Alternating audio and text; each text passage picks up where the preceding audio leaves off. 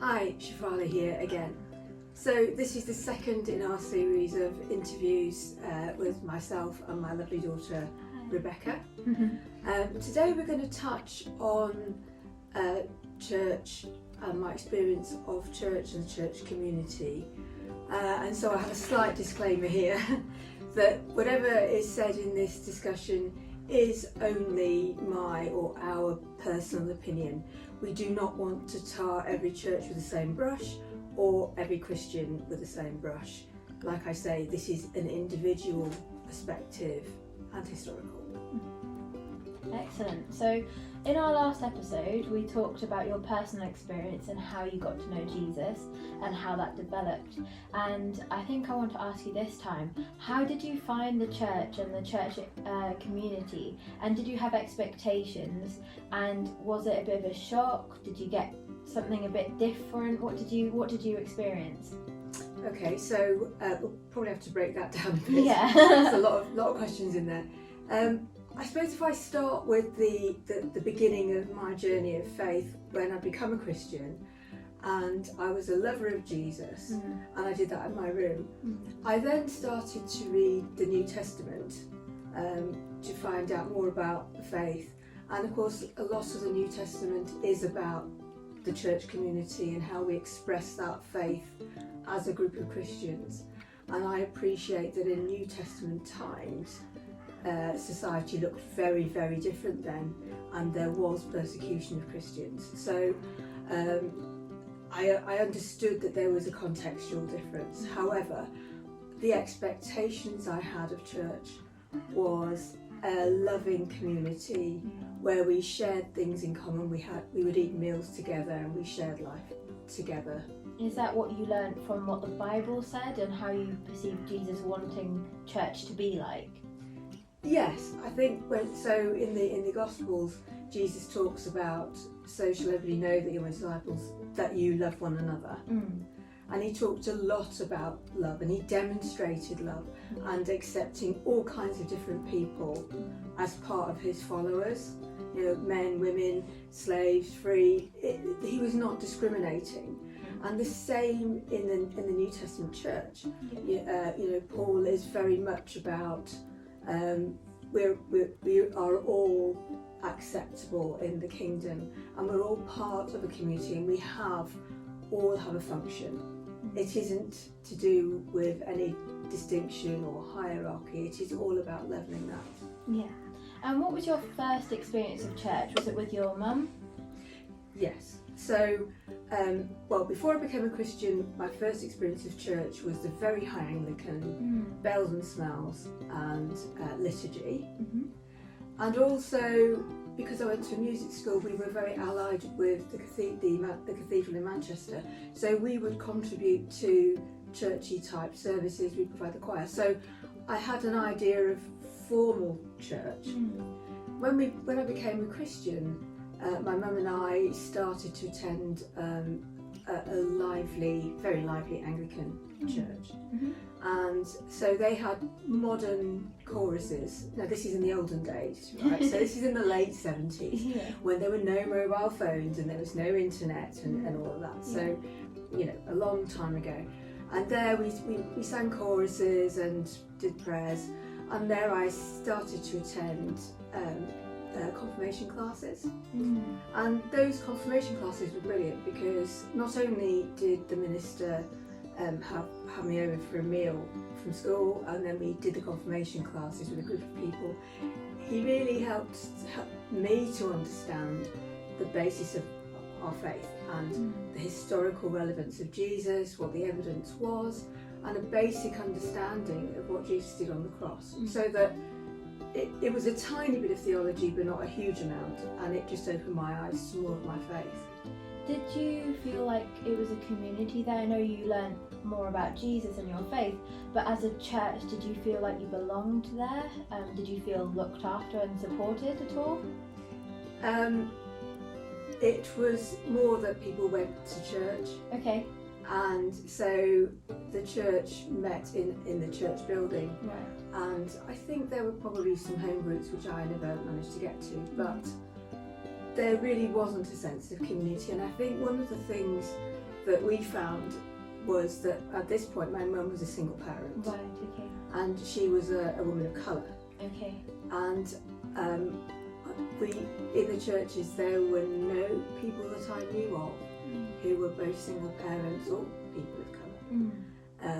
And certainly in the Anglican Church I didn't feel any discrimination or anything, but I think we were a bit unusual as a family.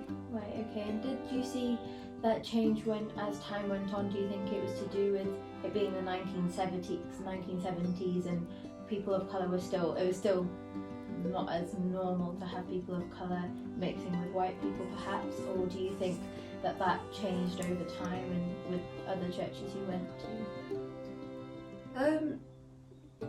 I think that just because people are Christians, I think there has been a social idea that we like to put people in boxes. So even in the late 90s, when I went to a different church, there was certainly, there are some coloured people over there, maybe you want to mix with them. And I felt that was a little bit insensitive, but I think it was done not out of ill-feeling prejudice, it was done with good intention, but actually didn't come across to me at that time as very well put, because I wanted to be accepted, in the whole community, and I didn't just migrate towards people of my colour because my culture wasn't really the same as theirs. And so back to where you learned more about your faith, and I was wondering whether you learned a lot from that, and was that represented in the church, like for example like gifts of the spirits, like were you able to express that in church with other people and encouraged to do that?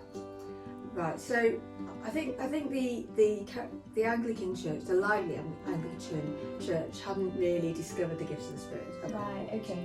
And I had an inkling that there was something more, and obviously when you read the New Testament, especially in Acts, you learn about, the baptism of the Spirit. The Holy Spirit came in power and fire, and people spoke in different languages, and I didn't really know what that was. So we were my mum and I were still carrying on going to this non-denominational home group, and there was a lady there saying, I've been to this charismatic, as they were called, church.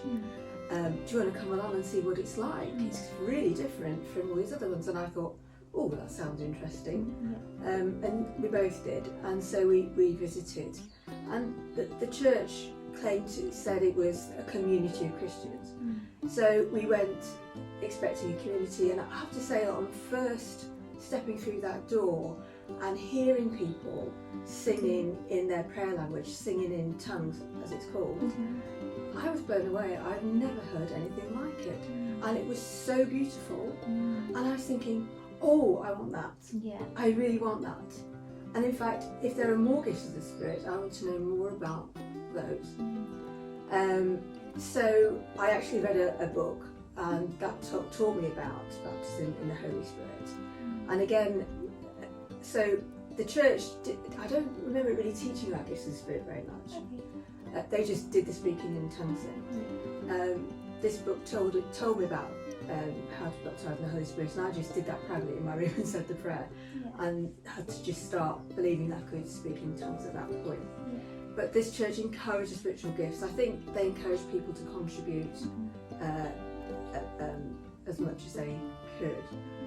But it was still quite a well set out service, and the flavour was different, but it had its own format. And how do you see church now? Do you go to church at all? How do you have fellowship now? Okay, I'm going to backtrack just a little bit to say that this charismatic church and the charismatic churches I've been to since, I was hoping for the more New Testament look to it, and that acceptance and that enabling to come into the different gifts. And I did find, again, bear in mind this is late 70s now, early 80s, that there was a lot of restriction placed on women in the church. And being a young person and a woman of colour, I found that doors were shut, and that was a massive disappointment for me, because I was so enthusiastic and I wanted everything God had for me. And I think in our journey, even until recently, I would say that there have been those barriers, maybe not so strong, and women are not expected to wear hair covering and all of the rest of it, but the idea of headship is still very strongly taught in a lot of the more lively, spirit-filled churches, and I found that really disempowering and saddening, really. So that is one of the reasons I don't go to church. Yeah. I also think that church is we're meant to be part of a community with each other, and it's not about going to a church, it's about being the church. Yeah, absolutely. And would you say that fellowship is important? I think fellowship is really important. We need other Christians. It says in the Bible, iron sharpens iron, so we do have Christian friends. Yeah. And I believe in that we are expressing church. And we have Christian friends, we share our lives with them, and sharing lives inevitably can be very messy. How to negotiate conflict, how to negotiate differences of opinion and faith and theology. But we share lives, we share meals together, we share time, we share fun as well. Yeah, and I think that's what Jesus really wanted for us. I think his idea of church was family, community, having meals together, sharing our difficulties, sharing our emotions, rather than we have to stick to certain rules and I guess social interactions that are correct or supposed to be talked about. I think for me specifically, when I've been in church as someone who struggles with mental health, I think it's a bit of a taboo subject, and to me that's very surprising, because when I went to church for the first time, I think I expected to be completely accepted for who I was, with my difficulties or without them, and because that's how I felt with Jesus.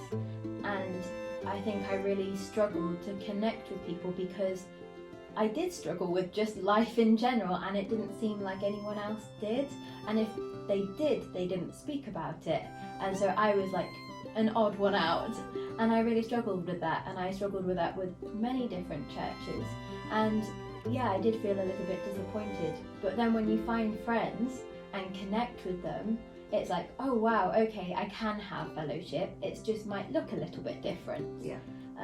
And yeah, I agree. I think to a certain extent sometimes I think as a Christian church we want to portray the overcoming life that Jesus gives us, but in that there is also struggle.